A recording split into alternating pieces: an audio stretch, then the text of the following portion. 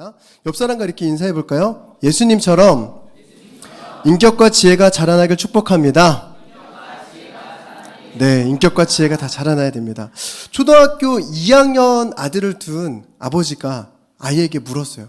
야, 너는 커서 뭐가 되고 싶어? 저도 애들한테 물어봤거든요. 다 물어보셨죠? 물어봤는데 그 아이가 한참 동안 고민하더니 나는 커서 어른이 되고 싶어 그러는 거예요. 아니 왜 어른이 되고 싶어? 라고 물어봤더니 어른이 되면 밤새 게임할 수 있고 어른이 되면 밤에도 라면 끓여 먹을 수 있고 내가 자고 싶을 때 자고 일어나고 싶을 때 일어날 수 있으니까 어른이 되고 싶다는 거예요. 그 얘기를 듣고 아버지가 한참 동안 웃었지만 한편 이런 생각이 해보게 된 거죠. 과연 어른이 된다라는 게 뭘까? 어른. 나이가 먹는다고 어른이 되는 걸까? 모든 부모는 자녀가 잘 자라길 바랍니다. 여기서 잘 자란다라는 것은 육체적인 성장뿐만 아니라 정서적으로, 사회적으로, 영적으로, 전인격적으로 잘 자라는 것을 의미합니다. 그러면서 제 자신에게도 이런 질문을 해보았는데요. 나는 지금 전인격적으로 잘 성장한 어른이 되었나? 라는 생각을 해보게 되었습니다. 오늘 본문 말씀은 예수님의 성장 배경에 대해서 나와 있는데요. 당시 유대인들은 매년 6월절이 되면 예루살렘 성전으로 올라가서 절기를 지켰어요. 제가 지금 1.2배속으로 말하겠습니다. 좀 더 빠르게. 6월절은 단순한 절기가 아니라 하나님의 구원을 기억하고 온 가족이 참여하는 신앙 공동체의 축제였습니다. 이 절기를 지키기 위해서는 각지에서 전국에서 예루살렘 성전으로 모인 거예요. 오늘날로 얘기하면 저희가 막 명절 때 막 가잖아요. 그런 것처럼 민족 대이동으로 옮겨가는 시간이었어요.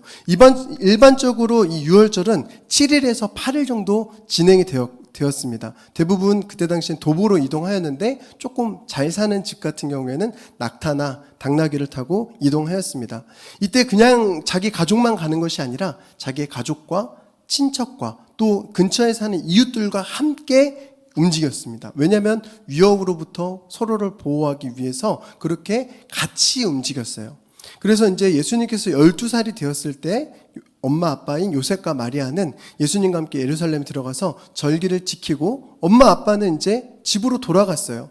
근데 애가 안 보였는데도 불구하고 누군가 친척이 챙겼겠지 아니면은 누구 이웃과 함께하고 오겠지 했는데 아무리 둘러봐도 예수가 안 보이는 거예요. 그래서 큰일 났다 하고 다시 예루살렘으로 갔습니다. 3일 동안 또 가가지고 예루살렘에 가보니까 예루살렘 성전에 예수님께서 거기 머무셨다는 거예요. 거기서 율법교사들과 같이 하나님의 말씀을 듣기도 하고 묻기도 하고 하면서 나눴다라는 것입니다. 그것을 본 엄마 아빠는 굉장히 놀랐죠. 왜 놀랐냐면 오늘날로 치자면 초등학교 5학년, 12살이면 5학년이잖아요. 5학년짜리 아이가 대학교 교수나 박사학위를 받으신 분과 철학에 대해서 논하고 윤리와 또는 생명윤리 아니면 존재의 본질에 대해서 이런 것들에 대해서 서로 논한 것과 같은 현상이기 때문에 초등학교 5학년이 예수님께서 그런 율법 교사들과 그런 심도 있는 질문을 하고 나누니까 얼마나 놀랐겠어요. 놀란 부모는 야, 너 왜 여기 있어? 우리가 너를 얼마나 애타게 찾았는데 예수님께서 대답합니다. 어찌하여 나를 찾으셨나이까? 내가 내 아버지 집에 있어야 되는 줄을 알지 못하셨나이까? 예수님께서는 자신이 하나님의 아들이심을 분명히 인지하고 계셨기에 이런 대답을 했습니다. 그런데 이 얘기를 들은 부모는 이 얘기가 도대체 뭔 얘기야? 깨닫지 못해요. 하지만 마리아는 그 말을 마음에 새기고 있었어요. 그리고 예수님께서는 다시 부모님과 함께 나사렛으로 가서 예수님은 부모님을 순종하면서 성장해 나갑니다. 그래서 마침내 예수님께서는 누가복음 2장 52절 우리 같이 한번 읽어볼까요? 52절에 이렇게 자라났다고 써 있습니다. 읽겠습니다. 예수는 지혜와 키가 자라가며 하나님과 사람에게 더욱 사랑스러워 가시더라. 오늘 본문 말씀을 통해서 예수님처럼 지혜롭고 사랑스러운 사람으로 성장하기 위한 그 원리를 함께 배우고 그 은혜를 깊이 나누는 귀한 시간이 되기를 소망합니다. 자, 첫 번째, 어떻게 하면 예수님처럼 이런 지혜가 자라나고 어떻게 하면 사랑스러운 삶을 살아갈 수 있을까? 인격과 지혜가 잘 자라나기 위해서는 첫 번째로 같이 함께 읽겠습니다. 예수님의 인격과 지혜는 하나님의 말씀 안에서 자라났습니다. 예수님께서는 유월절 절기를 지키기 위해 부모님과 함께 예루살렘 성전에 갔는데 절기를 마친 후 부모님은 집으로 돌아갔지만 예수님은 어디에 머물렀어요? 예루살렘 성전에 머물렀다는 거예요. 한번 오늘 본문의 말씀을 같이 한번 보겠습니다. 43절입니다. 읽겠습니다. 그 날들을 마치고 돌아갈 때에 아이 예수는 예루살렘에 머무셨더라. 그 부모는 이를 알지 못하고 예수님께서는 성전에 머물렀다라는 거예요. 거기서 머물러면서 율법 교사들과 말씀을 듣고 묻는 가운데 지혜가 자라나게 된 거죠. 우리가 잘 알고 있는 고사성어가 있죠. 맹모 삼천지교. 같이 한번 볼까요? 이거의 뜻은 맹자의 어머니가 자녀 교육을 위해서 3번이나 이사했다라는 거예요. 첫 번째 집은 집 근처에 묘지가 있었어요. 그러다 보니까 장례 치르는 모습을 늘 보니까 놀이를 할 때도 장례 치르는 놀이를 하는 거예요. 야, 안 되겠다. 이사를 하자. 그래서 이사한 곳이 바로 시장 근처였어요. 그러다 보니까 공부를 해야 되는데 공부는 안 하고 맨날 장사꾼의 말투를 따라하고 흥정하는 놀이를 하는 거예요. 아, 이 아이가 공부에 열심히 해야 되는데 그래가지고 3번째로 이사간 집이 서당 근처였어요. 거기 가서 자기 또래 아이들이 글을 읽고 공부하는 모습을 보면서 자연스럽게 공부에 열심히 했다라는 거죠. 이처럼 사람은 어디에 머무느냐가 매우 중요합니다. 어떤 공간에 있느냐, 어떤 사람을 만나느냐에 따라서 우리 인생의 방향이 결정됩니다. 사람에게 가장 큰 영향을 주는 것은 이런 환경과 사람이에요. 아까 우리 장로님이 얘기하신 것처럼 여기 오길 잘했다. 여기서 행복을 느끼시고 참된 만족과 기쁨을 누리시는 것처럼 우리가 어느 공간에 있느냐가 되게 중요해요. 누구를 자주 만나느냐 되게 중요합니다. 내 주위에 있는 사람들의 말투를 내가 닮아가요. 말투, 그 사람의 태도, 습관, 가치관 이런 것들을 우리가 닮아가면서 우리 인격이 형성되게 됩니다. 우리 자녀들도 원래는 집에 있을 때는 욕을 안 했는데 저희 자녀가 그랬다는 거 아니고 대부분의 아이들이 학교 가기 전에는 욕을 부모님으로부터 배우지 않잖아요. 그래서 욕을 안 하다가 어느 순간 초등학교 들어가고 중학교, 고등학교 들어가면 친구들이 다 욕해요. 제가 물어보니까 100명 중에 99명은 욕한대요. 그러니까 무슨 한 문장에 욕이 하나씩 계속 나오는 거예요. 그런 아이들과 친하게 지내고 사귀면 어떻게 될까요? 자기도 모르게 욕이 툭툭 튀어나오는 거예요. 그래서 우리가 어떤 친구를 사귀느냐가 굉장히 중요합니다. 자, 두 번째 우리 46절에 보니까 46절에 이렇게 써 있습니다. 같이 함께 읽겠습니다. 사흘 후에 성전에서 만난즉 그가 선생들 중에 앉으사 그들에게 듣기도 하시며 묻기도 하시니 예수님께서 성전에 머무셔서 하시는 일이 율법교사의 가르침을 경청하고 들었어요. 그리고 질문을 나누면서 지혜가 자라나게 되었던 거죠. 예수님은 온 세상을 창조하신 하나님이시잖아요. 그리고 요한복음 1장에는 예수님은 말씀이 육신이 되어 오신 분이라고 써 있어요. 예수님은 말씀을 배울 필요가 있을까요? 없을까요? 없죠. 그런데 예수님 말씀 배울 필요가 없는데 거기 성전에 가서 말씀을 듣기도 하고 질문하기도 했다라는 것입니다. 이것은 예수님의 겸손을 볼 수가 있습니다. 우리가 말씀을 들으려는 마음이 있어야 되고요. 배우려는 마음이 있어야 돼요. 그럴 때 우리가 믿음이 성장하고 지혜가 자라나는 줄 믿습니다. 어떤 사람들은요, 성경을 너무 많이 읽어가지고, 나는 성경 공부 안 해도 돼. 여태껏, 내 나이가 지금, 내 나이만큼 읽었어. 50인 분은 나 50독 했어. 많이 안다고 생각하는 거예요. 그리고 배우려고 하지 않아요. 그런 사람은 그런 겸손한 자세를 갖지 않고 있다면 배움의 길이 막히고요. 성장의 길이 막히게 되는 줄 믿습니다. 그래서 우리는 예수님도 배우셨는데, 예수님도 들으셨는데, 우리도 배우는데 어떻게 해야 될까요? 힘써야 돼요. 배우는 자세가 필요한 것 같아요. 우리가 배울 때는 고개를 뻣뻣하게 들고 배우는 게 아니라 겸손한 자세로 배워야 됩니다. 또 49절, 오늘 본문의 49절에는 이렇게 쓰여 있습니다. 같이 한번 읽겠습니다. 예수께서 이르시되 어찌하여 나를 찾으셨나이까? 내가 내 아버지 집에 있어야 될 줄을 알지 못하셨나이까? 하시니 예루살렘 성전은 예수님께는 하나님 아버지의 집이셨어요. 아버지의 집. 어린 자녀가 부모의 집에 머무는 것이 당연하잖아요. 우리 애들이 집에 있는 게 당연한 것처럼 예수님께서도 성전에 머무는 것이 너무나도 자연스럽고 당연한 것이었어요. 그렇다면 우리 성도님들에게는 이 교회가 어떠한 공간입니까? 더 행복한 교회, 이 공간이 우리에게 어떠한 의미를 가지고 있습니까? 하나님의 자녀된 우리에게 이 교회는 하나님 아버지의 집입니다. 결국 우리 집이에요. 우리 아이들이 집을 딱 보면서 야, 너 어디 살아? 그럼 나 저기 살아. 저기 니네 집이야? 우리 집이야. 명의는 누구로 돼 있을까요? 엄마 아빠 명의로 돼 있는데 누구 집이라고 해요? 우리 집이야. 저기 우리 집이야. 저기 이렇게 얘기한 것처럼 여기는 하나님 아버지의 집이고 곧 누구의 집이에요? 우리 집이에요. 잠깐 머물렀다가 가는 그런 편의점이나 그런 카페가 아니라 우리가 머물러야 할 곳이 우리 집입니다. 교회는 우리의 집이 되어야 합니다.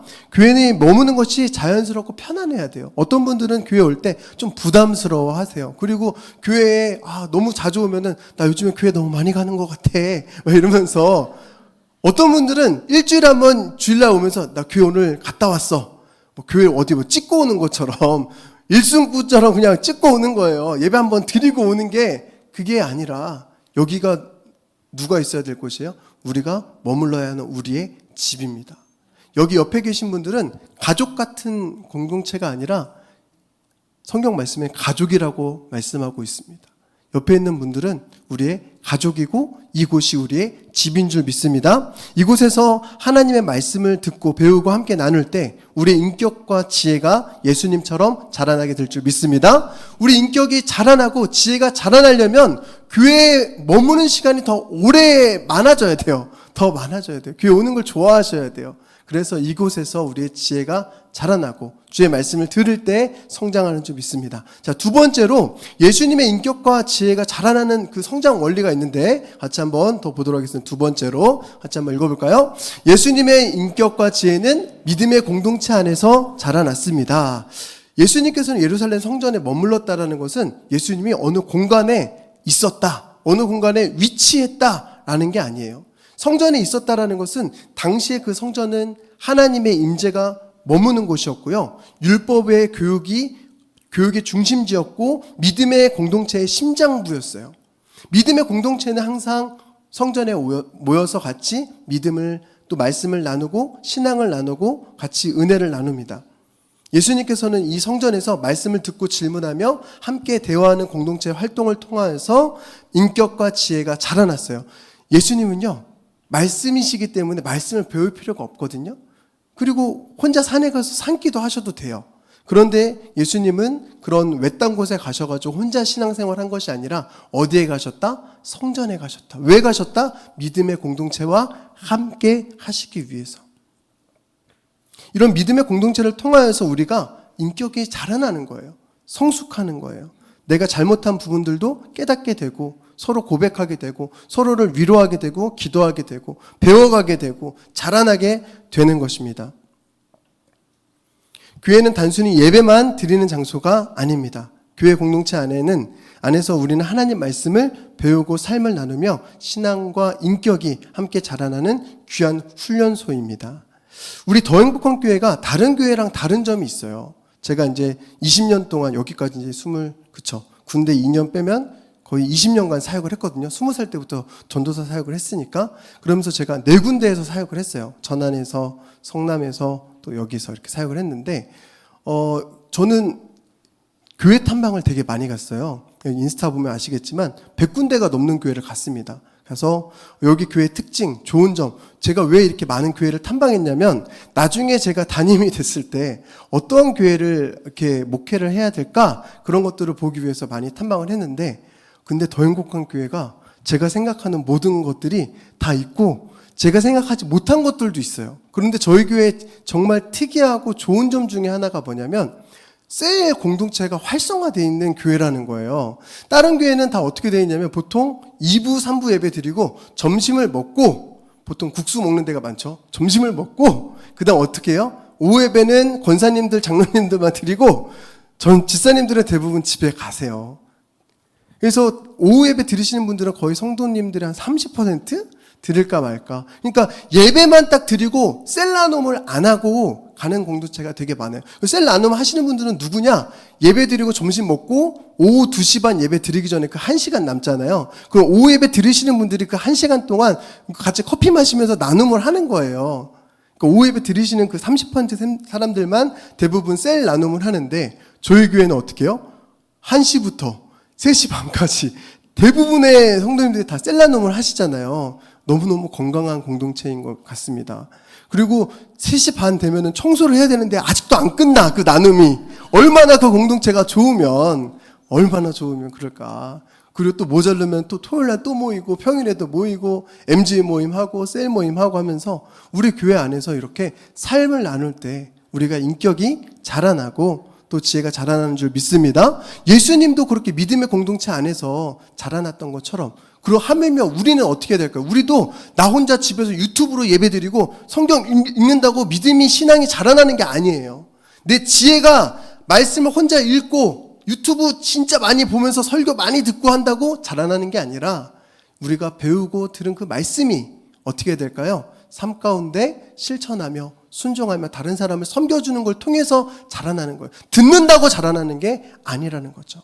51절의 말씀 같이 한번 볼까요? 51절의 말씀 읽겠습니다. 예수께서 함께 내려가사 나사렛에 이르러 순종하여 받드시더라. 그 어머니는 이 모든 말을 마음에 두니라. 예수님께서는 하나님이심에도 불구하고 육신의 어머니, 부모님에게 어떻게 했어요? 순종했어요. 순종. 인격과 지혜는요, 듣는다고 자라나는 게 아니라 순종할 때 자라나는 줄 믿습니다. 교회 안에서 하나님 말씀을 들으면 그 말씀대로 순종하고 자라나고, 또 하지 못했으면 그거에 대해서 나누면서 기도를 요청하고 하면서 자라나게 되는 거예요. 내 자신을 나는 잘 못 봐요. 혹시 거울 없이 자기 자신을 볼 수 있는 사람 있어요? 이렇게 보는 거 말고요. 전체를, 자기 자신을 볼 수 있는 사람 아무도 없잖아요. 그렇죠? 내가 지금 잘하고 있는지 못하고 있는지를 객관적으로 못 봐요. 누굴 통해 볼 수 있냐면 셀 나눔을 통하여서, 저쪽 부부의 가정의 삶을 통해서, 셀 리더를 통해서, MG 리더를 통해서, 담임 목사님을 통하여서 그 삶을 보면 저랑 이렇게 보는 거죠. 객관적으로. 저 리더의 삶과 나의 삶. 내가 저만큼 자라가야겠구나. 자기를 보게 된다는 거죠. 그래서 믿음의 공동체가 없으면 자기가 믿음이 좋은지 안 좋은지도 몰라요. 산속에서 맨날 기도하고 찬양하고 말씀 듣는다고 나 이제 하산해야 되겠다. 나 이제 예수님처럼 된 것 같아. 나 10년 동안 산기도 했으니까 나 이제 예수님처럼 된 것 같아. 절대 그러지 않습니다. 우리의 믿음과 지혜와 인격은요, 이런 믿음의 공동체와 함께할 때 성장하는 줄 믿습니다. 교회 안에서도 이 믿음의 공동체가 있지만요, 우리의 가정도 또 하나의 믿음의 공동체예요. 우리 아이들이 누구를 통해서? 부모를 통해서 하나님의 말씀을 배우고 성장하고 세상을 살아가는 지혜를 배우고 사랑과 질서와 책임을 배워가면서 인격이 깊어지고 지혜가 자라나게 되는 겁니다. 우리 가정이 믿음의 공동체가 되어야 돼요. 그래서 어떻게 보면 가정예배가 진짜 좋은 것 같아요. 가정예배. 또는 좀 더 편하게 얘기하자면, 가정이 우리 자녀들과 셀나눔 했으면 좋겠어요. 셀나눔. 우리 교회가 너무 좋은 게 뭐냐면, 이것도 제가 나중에 담임 목회하면 해야지 하는 것 중에 하나가, 나는 어린이 교회와 어른과 본문을 같이 한다. 설교 주제도 같다. 그래서 집에서 나눔하게 한다. 이거를 계획하고 있었는데 저희 교회가 그거를 하고 있더라고요. 할렐루야. 목소리 할렐루야. 네. 저희 교회는 진짜 제가 꿈꾸던 거를 진짜 그런 기회가 있으면 진짜 좋겠다. 근데 그러고 있더라고요. 저희 교회 정말 짱입니다. 그래서 저도 이제 집에 가면 찬희성이랑 얘기해요. 오늘 전도사님을 통해 VT 예배 통해서 어떤 은혜 받았어? 물어보면 저도 아는 말씀이고 또 우리 자녀도 아는 말씀이니까 받은 걸 나누는 거예요. 그런 것들 통해서 아이들이 우리 가정 안에서 인격과 지혜가 부모를 통해서 믿음이 자라나게 되는 줄 믿습니다. 그렇게 될 때 우리가 어떻게 변화가 될까요? 52절에 이렇게 말씀하고 있습니다. 52절 함께 읽겠습니다. 예수는 지혜와 키가 자라가며 하나님과 사람에게 더욱 사랑스러워 가시더라. 아멘. 예수님은요, 지혜와 인격이 자라나면서 내면도 자라났고요, 키도 자라났다는 거, 외면적인 것도 자라났는데 어떻게 됐어요? 하나님과 사람에게 더욱 사랑스러워 됐어요. 저는 20살 이후로 키는 안 크더라고요. 이대로였어요. 근데 키는 안 크는데 제가 나이가 먹으면 먹을수록 자라나야 되는 게 있어요. 예수님처럼 뭐가 자라나야 될까요? 지혜가 자라나야 됩니다. 우리가 나이가 먹는다고 지혜로워지는 건 아니더라고요. 나이가 먹는다고 어른이 되는 건 아니더라고요. 저를 보면 그런 것 같아요. 제가 저 자신을 보면 아직도 저는 애 같거든요. 여러분이 보실 때도 그러시죠? 대답 못 하시네. 다들 착하셔가지고. 네. 저도 제가 봤을 때, 나 좀 애 같은데, 애가 결혼해서 애를 낳았네, 뭐 이런 얘기가 있죠. 우리는 예수님을 믿고 구원받는 것, 주일날 예배 드리고 주일 성수하는 것, 교회 뭐 봉사하는 것, 그것으로 만족하면 안 되고요. 우리의 목표는 뭐가 되어야 될까요? 예수님과 같이 지혜가 자라나고 사랑스러워 가는 걸 계속 목표로 해야 돼요. 주일 성수했다. 나 예수님 믿고 구원받았다. 그래, 끝. 이게 아니라 나는 정말 사랑스럽게 자라나고 있는가? 하나님 보시기에 나를 사랑스럽다 하실 건가? 사람들이 나를 봤을 때 사랑스러운 사람이야 라고 얘기할 수 있을 정도로 우리는 계속 자라나야 되는 줄 믿습니다. 그래서 나이가 제가 지금 40대인데 40대에서 50대가 되면 더 지혜롭고 더 사랑스러워야 되고요. 60대 되면 더 사랑스럽고 더 지혜로워야 된다는 거죠. 나이만 먹어서는 안 됩니다. 그런데 제가 제 자신을 보면은 아직도 애 같다는 이유가 뭘까라고 생각해 보니까 감정 컨트롤을 제대로 못할 때가 있어요. 잘 웃고 잘 우는데 때로는 이게 짜증나고 때로는 욱하고 화날 때 이거를 잘 컨트롤하지 못하더라고요. 그런 애들을 보면 어때요? 배고프면 울고 뭐 누가 뭐 뺏어가면 막 울고 짜증내고 화내고 싸우고 자기 감정에 충실하잖아요. 애들은요 자기 감정을 컨트롤하지 못합니다. 그게 애죠. 울고 싶으면 울고 그런 게 애예요. 근데 어른은 어떻게 해요? 화내지 않아야 되면은 인내하고 참을 줄도 알고 내가 너무 슬퍼하면 내 아내가 내 와이프 내 또 남편이 또 애들이 걱정할까봐 좀 혼자서 좀 슬픔도 이렇게 눈물을 감출 때도 있고 뭔가 다른 사람을 위해서 감정 컨트롤 해야 돼요. 저희 집에 이 책이 있었는데 굉장히 마음에 많은 울림이 주었거든요. 책 한번 같이 볼까요?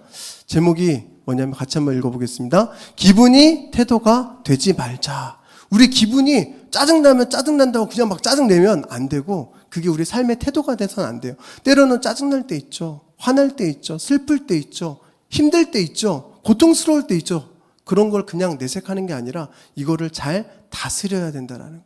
감정이 올라온 대로 기분 내키는 대로 하는 게 아니라 내가 예수님 믿는 자로서 조금 감정을 컨트롤할 수 있는 사람이 되길 바랍니다. 이 시대에 진정한 필요한 사람은 하나님께 사람에게 사랑스러운 사람이 필요한 것 같아요. 이 시대에 정말 필요한 사람, 똑똑한 사람이 아니라 돈 잘 버는 사람이 아니라 정말로 지혜로운 사람이 필요하고 사랑스러운 사람이 이 세상에 정말 많아질 때 세상 사는 게 행복해질 것 같습니다. 우리 교회도 여기 있는 모든 분들이 지혜가 자라나고 사랑스럽게 계속 성장하여서 더 행복한 교회가 되길 소망합니다. 이제 말씀을 정리하고 결론을 맺겠습니다.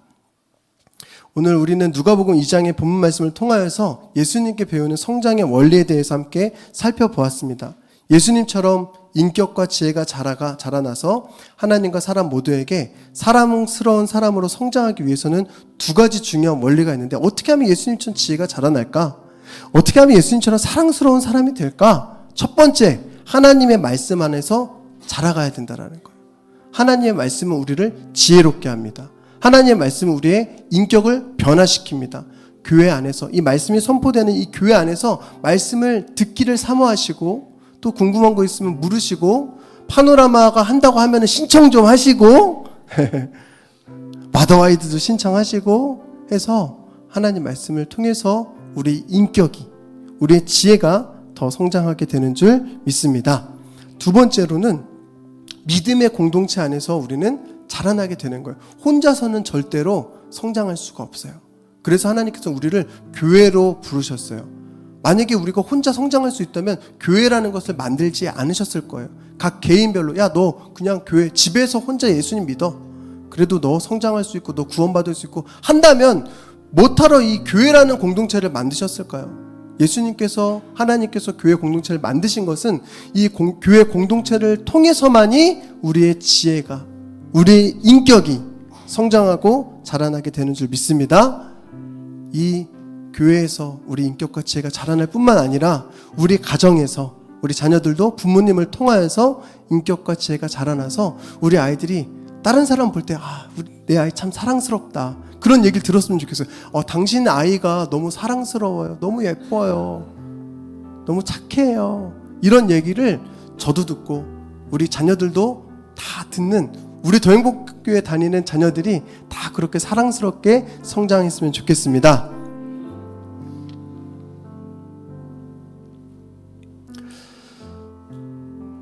우리 모두 예수님처럼 하나님 말씀 안에서, 믿음의 공동체 안에서 지혜롭고 사랑스러운 사람으로 자라가길 바라는데요. 제가 결혼하고 애를 낳을 때 굉장히 감수성이 엄청 폭발할 때가 있었어요. 애를 낳고 나니까 막 시가 막 나오더라고요. 그래서 시를 한 편 썼는데 시를 같이 읽고 기도하려고 합니다. 시 한 편 같이 볼까요? 제목은 나비꽃입니다. 나비꽃.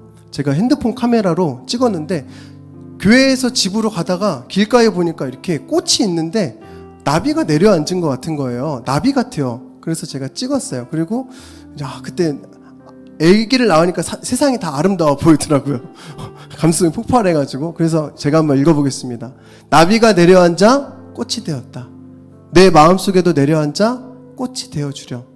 너로 인해 내가 꽃이 될 수 있게, 나도 너처럼 다른 사람에게 아름다움을 전할 수 있게 내 안에 꽃이 되어주렴. 네, 이 꽃은 지금 적용하자면 성령님을 의미할 것 같아요. 성령님, 내 안에 들어와 주세요. 내가 꽃이 될 수 있게. 성령님 내 안에 오셔서 나를 좀 더러운 이 몹쓸 만한 이 감정, 이 더러운 죄악들 좀 걷어가시고 예수님과 같이 사랑스럽게 변화시켜 주세요. 예수님과 같이 빛이 되길 원합니다. 빛의 자녀가 되길 원합니다. 꽃이 되길 원합니다. 아름다운 사람이 되길 원합니다. 사람들로부터 인정받고 존경받고, 자녀로부터, 남편으로부터, 아내로부터 인정받고 존경받는 그런 인격을 갖길 원합니다. 이 세상 누구에게 내놔도 저 사람은 진짜 참 그리스도인이야, 예수님을 닮은 사람이야 라고 우리가 그런 소리를 들었으면 좋겠어요. 이제 더 이상 감정대로 사는 거 지쳤습니다. 내가 왜 내 자신이 미울까요? 감정대로 살아가는 이 모습이 내가 봐도 못 나아 보였기 때문에 그런 것 같아요. 이제는 좀 어른이 되어야 될 것 같아요. 이제 우리 아이 아니잖아요. 근데 그러려면 성령님의 도우심 필요한 것 같아요. 우리는 어디까지 자라나야 될까? 우리 목표는 에베소서 4장 15절에는 이렇게 쓰여 있습니다. 함께 읽겠습니다.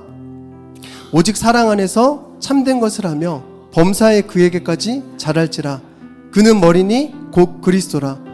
우리가 어디까지 성장해야 되냐면 예수님에게까지 자라나고 성장해서 죽을 때까지 우리는 예수님 바라보고 예수님 닮아가고 예수님의 성품이 나의 성품이 되길 소망하며 살아가는 저희 모두가 되길 바랍니다. 이 시간 같이 우리 찬양 한 곡하고 일어나셔서 찬양 한 곡하고 기도하고 마치겠습니다.